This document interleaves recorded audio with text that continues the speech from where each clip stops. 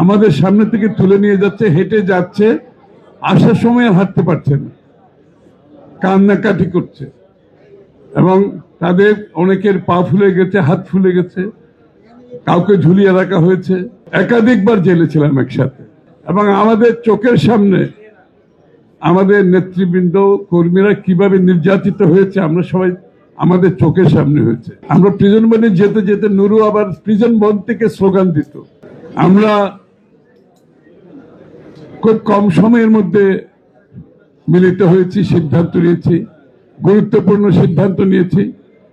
কঠিন সময় আমরা কিভাবে যার যার অবস্থান থেকে, যেহেতু আমাদের আন্দোলনটা ছিল যুগপৎ আন্দোলন, এই যুগপৎ আন্দোলনে প্রায় 42টি পার্টি আমাদের সাথে ছিল, তার বাইরেও আর প্রায় 7-8টা দল ছিল যাদের সাথে আমরা একেবারে যুগপৎ না করলেও সেটা অনেকটা ফ্যামিলির মতো, যেমন এই পার্টির মঞ্জুরা ছিল, অন্যান্য অনেক পার্টি ছিল। আমরা সার্বক্ষণিক আমরা একে অপরের সাথে সম্পৃক্ত ছিলাম এবং আমাদের স্ট্র্যাটেজি শেয়ার করেছি, আমরা কার কি অবস্থান হবে, কোথায় হবে।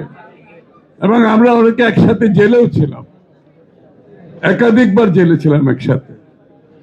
এবং জেলের আগে যে জায়গাটা হচ্ছে হারুনের কি ক্যান্টিন নাকি ভাতের ঘর, ওই হোটেল, ওখানে আমরা একসাথে ছিলাম এবং আমাদের চোখের সামনে আমাদের নেতৃবৃন্দ কর্মীরা কিভাবে নির্যাতিত হয়েছে আমরা সবাই আমাদের চোখের সামনে হয়েছে। আমাদের সামনে থেকে তুলে নিয়ে যাচ্ছে, হেঁটে যাচ্ছে, আসার সময় আর হাঁটতে পারছে না, কান্নাকাটি করছে এবং তাদের অনেকের পা ফুলে গেছে, হাত ফুলে গেছে, কাউকে ঝুলিয়ে রাখা হয়েছে, নুরু তার মধ্যে অন্যতম। আমরা প্রিজন বেনেও একসাথে গেছি। আমরা প্রিজন বনে যেতে যেতে নুরু আবার প্রিজন বন থেকে স্লোগান দিত। ওই যে ইয়েটা আছে না, ওই জানলাটা আছে ছোট, এই পুরা রাস্তায় সে স্লোগান দিয়ে গেছে, জেলখানায় পুরা রাস্তায় যেখানে 5টা লোক দেখেছে সে ওখানে দাঁড়িয়ে একটা একটা স্লোগান দিয়েছে। এইভাবে আমরা সময় অতিক্রম করেছি বহু বছর ধরে, দিনের পর দিন, মাসের পর মাস, জেলে ঢুকছি বেরোচ্ছি, জেলে ঢুকছি বেরোচ্ছি, তারপরে ডিবির অফিসে আবার দেখা হচ্ছে, ওখানে দিন কাটাচ্ছি, রাত কাটাচ্ছি। তো এই সময়গুলো আমরা সবাই মিলে একসাথে অনেক কষ্টের মধ্যে একটা কঠিন সময় পার করেছি। এই কারণে আমাদের মধ্যে একটা বন্ধন সৃষ্টি হয়েছে এবং এই স্বৈরাচার বিরোধী আন্দোলনের পরে একটা লাভ হয়েছে, বড় ধরনের লাভ আমার কাছে।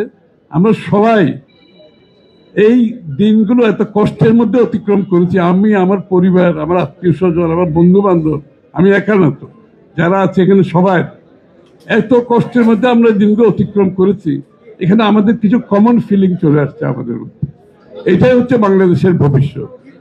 আমরা যে সবাই সাফার করেছি, কষ্ট করেছি এবং সেখান থেকে বেরিয়ে যাওয়ার জন্য, মুক্ত হওয়ার জন্য সংগ্রাম করেছি, সেই জায়গাতে আমাদের মধ্যে একটা ফ্রেটার্নিটি ডেভেলপ করেছে, যে কারণে আজকে এখানে সবাই বসে আছে।